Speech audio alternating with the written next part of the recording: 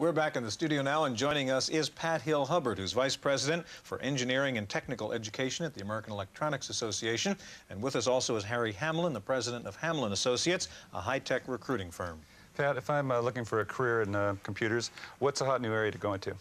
I would say telecommunications is certainly a career that is here and tomorrow.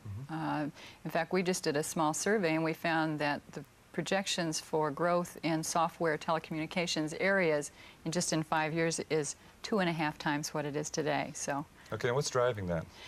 I think it is, telecommunications is not singularly any longer AT&T's. It's a job that is of interest to all kinds of electronics and information technology companies, and not just here in the United States, but certainly worldwide. So we all need them. Harry, how about you? What do you see as the hot new areas?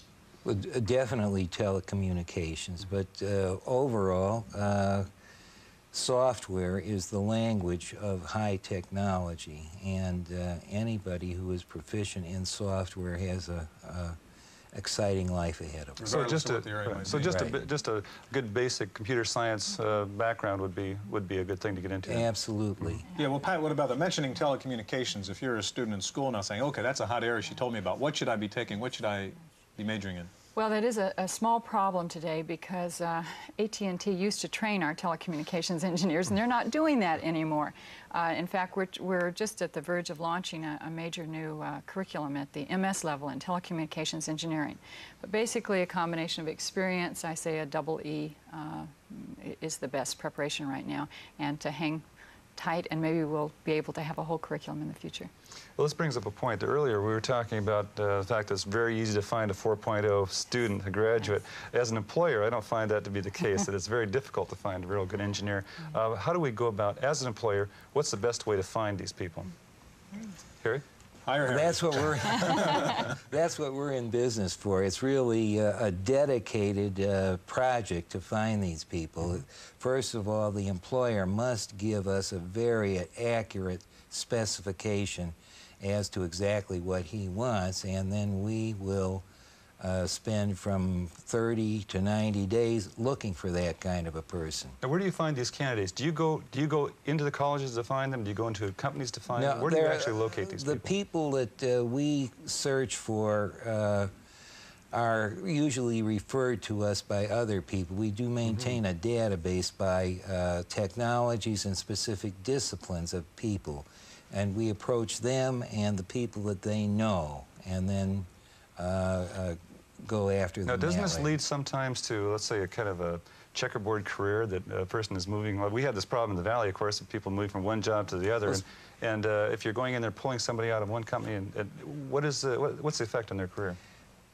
The life of a project, from product conception to the time of production, is 2 to 3 years or less now. It used to be 5 years, but now it's about 3 or 4 years. And when those projects are completed, an engineer is usually ready to proceed on to something else. So an engineer should think of his career as being, say, segmented up into 6-year cycles or something? Would that be the case? That's not inconceivable. It's not unreasonable. He should set certain goals for himself to acquire new technologies. You don't want to keep doing the same job over and over again, like happened recently in the disk drive industry. So you're saying job changing is just part of the nature of growth, this career. right, yes. What about the geography of the opportunities? Are we just talking Silicon Valley, Pat, or where are the job opportunities? Well, certainly they are here in our backyard, and certainly in California.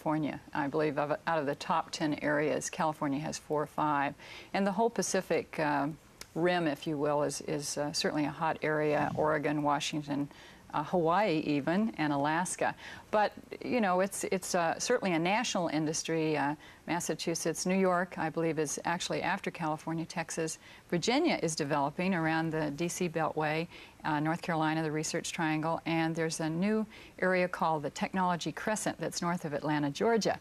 So we are certainly, there are jobs everywhere in this country and abroad. And if we take a look at also one factor is that we have these role models, Steve Wozniak, Steve Jobs, jobs, Yes. Bill Gates, various people who have Yes. dropped out of college to Yes. go into form their own companies. Yes.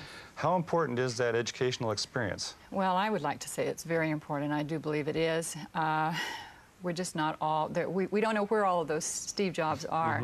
And the technology is becoming so complex that a very sound theoretical base combined with the idea that as you work, you seek out continuing education so that you don't become obsolete,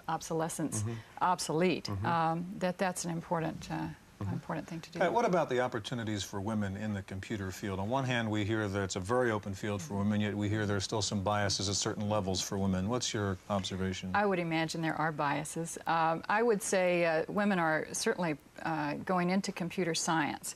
They do not seem to be going into computer engineering as much, or certainly not EE as much as some of us would like. One of the reasons, I believe, is that there are not role models in the classroom for them. There are very few female EE computer engineer professors, and even less minority. Okay, real briefly, we have about 30 seconds. What about teaching? Isn't that a real problem that we don't have enough teachers to teach the students to get the jobs? Yes, very much so. The national shortage on computer engineering faculty right now is 16%. That's in spite of the fact that the salaries are actually coming up. And in California, the need is enormous.